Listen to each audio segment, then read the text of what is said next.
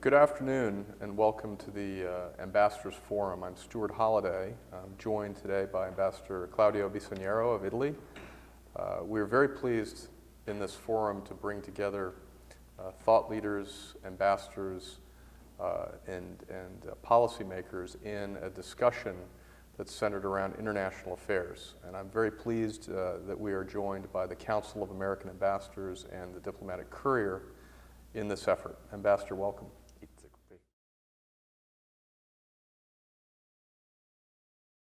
So, Expo Milan, we have big plans for the World's Exposition, which is a great platform to showcase not only Italy, but the issue of sustainability and food security. What can you tell us about the purpose behind this exposition and what you hope to accomplish? Well, this is going to be a great event, and there is a great purpose behind it. I think the leaders of the world have a great responsibility. The need to feed 9.5 billion people by 2050. It's a huge task, it's a huge responsibility, and to do it in a safe and healthy and sustainable way.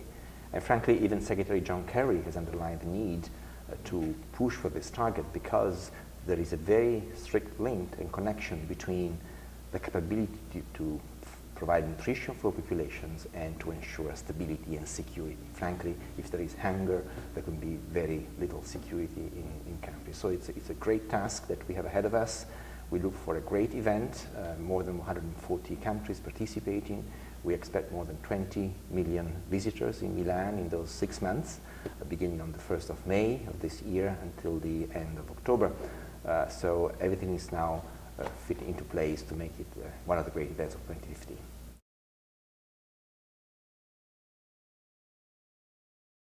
Ambassador, because the Milan Expo will focus on sustainability and food security, this will be an event, an important event, but what can governments and international organizations do going forward to create more cooperation and collaboration on this important subject?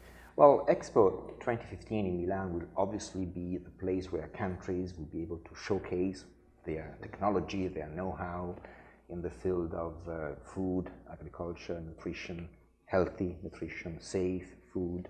So a great opportunity in that respect, but at the same time, it will allow discussions, workshops, meetings to address these crucial issues we have in front of us. So once again, feeding so many billions of people in our planet with limited resources. And by the way, it should be very clear that if we pursue along the current path, the resources to feed the population will not be there. So we need to do something about this. So I guess that the discussions, the meetings, the workshops will provide a crucial element in finding the solutions for this task.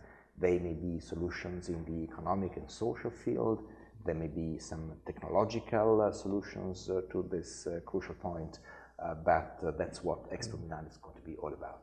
And I'm sure there will be some kind of declaration or points of agreement between countries that will come out of the Expo. Right? Absolutely. There will be a document called the Milan Charter that will be discussed and adopted at the end of the exhibition. And this is not a treaty, it is not an intergovernmental document. It's a document originated just by the people's discussion at the Expo Milan 2015. By the way, Pope Francis himself will be addressing the opening session of these discussions. And I think actually he made a very strong point, the Pope. He made the point that there is a clear paradox between the undernutrition which exists among hundreds of millions of people around the world and the overcapacity and the even waste. Obesity and waste that exists in other parts of the world. So it's a very strong point.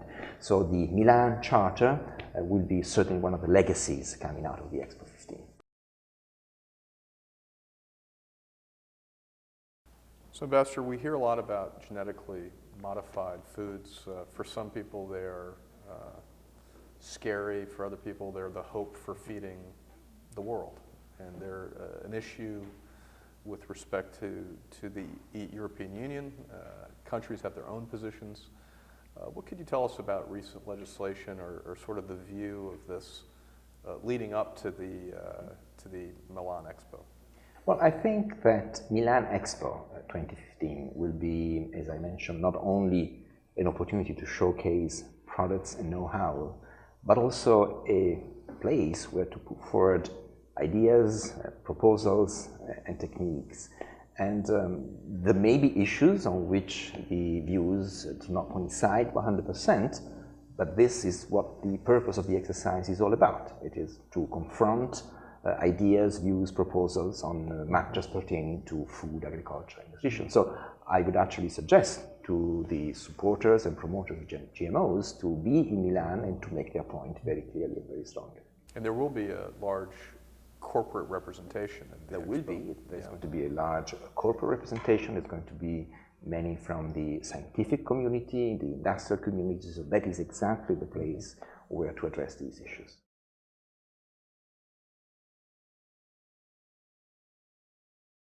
Italy also has an interesting initiative in the solar energy arena. We're talking about sustainability on a larger scale. What can you tell us about what Italy is doing to look at energy diversification, but maybe specifically at solar?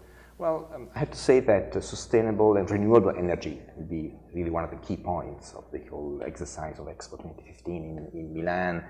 When you think about the impact of climate on agriculture and food, something needs to be done to address those problems, and renewable energies are a key element of this. There are things called like smart grids and things like that that can really help a lot. Indeed, Italy is among the leading countries in the domain of renewable energy. For instance, we are the third largest country in the world in terms of installed capacity for solar energy, and we have a highly developed industry in that domain. And this is why Enel, E-N-E-L, the Italian state power company, it's a very large enterprise, will be present in Milan with its own pavilion. And the reason is that Enel, in particular with its green power branch, is very active worldwide in promoting plants and installing plants in the renewable energy sector, including, for instance, in the United States. They have about 100 plants in the US in 21 states. Really? In the fields of solar energy, wind generation, and even geothermal energy. So once again, a crucial theme in the field of nutrition and food.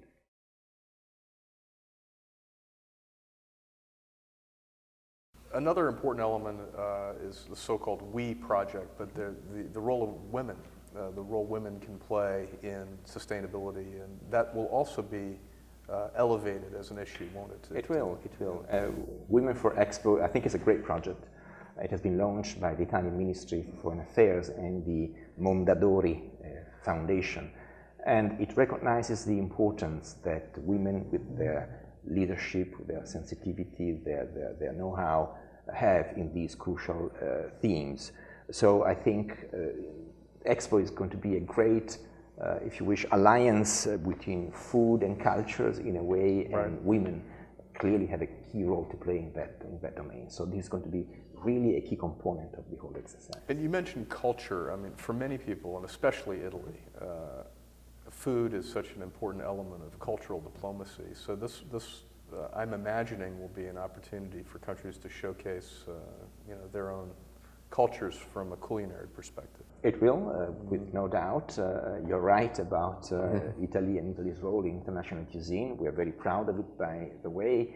But going back to women and the WE project within Expo, there is going to be a project based on Recipe for Life, meaning these are recipes chosen by women that have a special meaning for them, for their family, for their cultural traditions, and this is going to be very important in the proceedings. I see. Now these will be from a lot of countries? Yes, of course, from countries from all over the world. Countries from all over the world. Yes.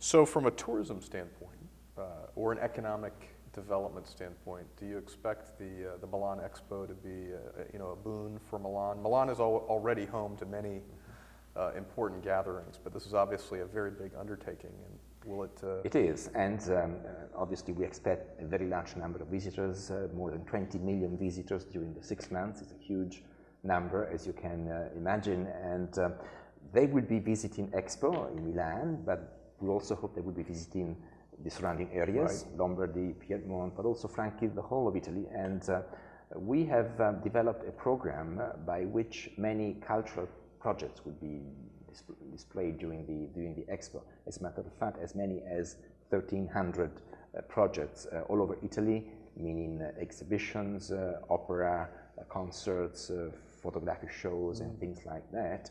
So we do hope that the participants to Expo will be able to enjoy as much as possible. So Milan almost becomes a gateway into Italy for this period of time to allow people This is exactly what happens. Under normal conditions, we have every year about 5 million American tourists to Italy. It's a huge number. It's the second largest in terms of visitors to Italy. The first one is Germany, but immediately afterwards the United States. And we hope that Expo will bring even more visitors to our country to be able to visit and to appreciate the many things we have to offer in terms of the Italian landscapes, the artistic beauties, the great Italian cuisine that everybody knows, and even, you know, the Italian lifestyle.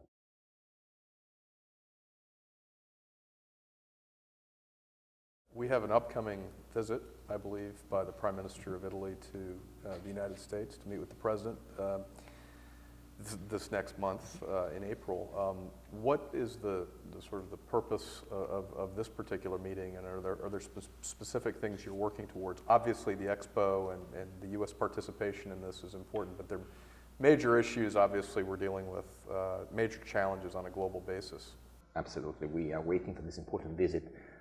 It will take place on the 17th of April, the meeting at the White House between President Obama and the Italian Prime Minister Matteo Renzi.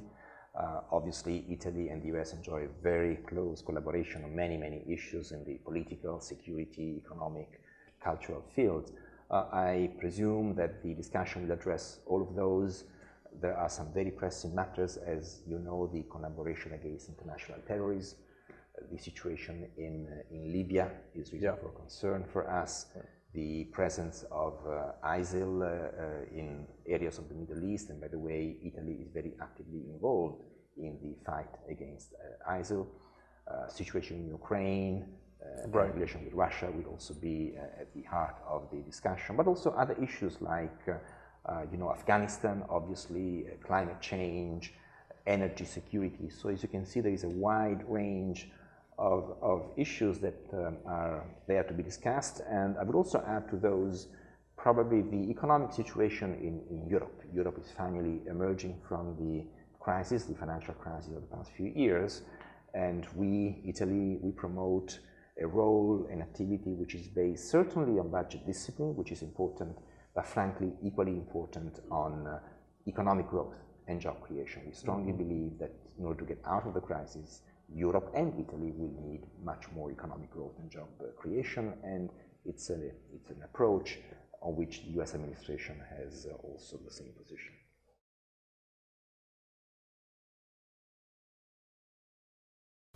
Mr. Ambassador, if I could, in closing, perhaps ask a little bit about serving as ambassador from Italy to the United States.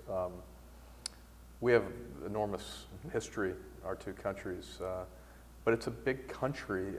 You, I know, in addition to being an aviator, have also been representing Italy throughout the United States and have had the opportunity to travel. I was wondering if you could share with us the importance of getting beyond the Beltway, as we say here in Washington. Well, first of all, to be Italian ambassador in the United States is a great responsibility.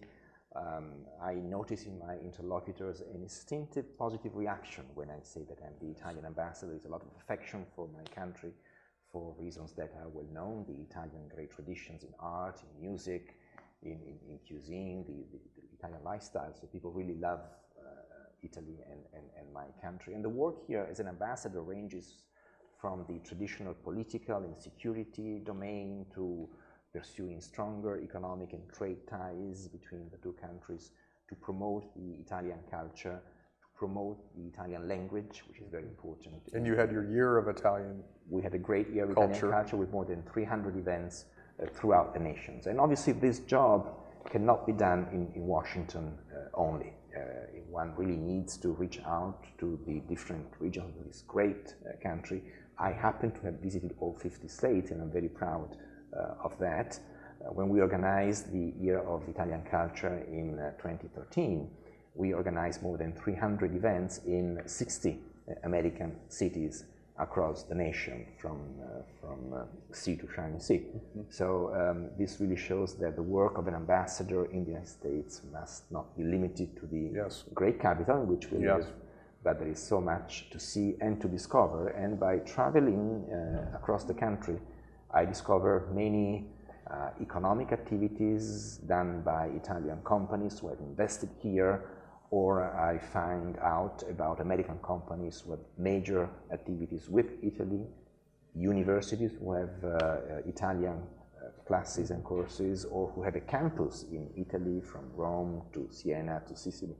So it's a great discovery that we allow the country by trying to pursue the interests of my nation together with the United States. Excellent, Mr. Ambassador. Well, thank you very much, and we hope that those of you that are listening will come and visit Milan, and that any businesses and corporations that are inclined to support the efforts. This is a very important forum, and the subject will be critically important. And I think as an agricultural country as well, we have and a leading contributor to the World Food Program, the United States should be very active in this. And we thank you for your service. Thank you so much, and see you in Milan.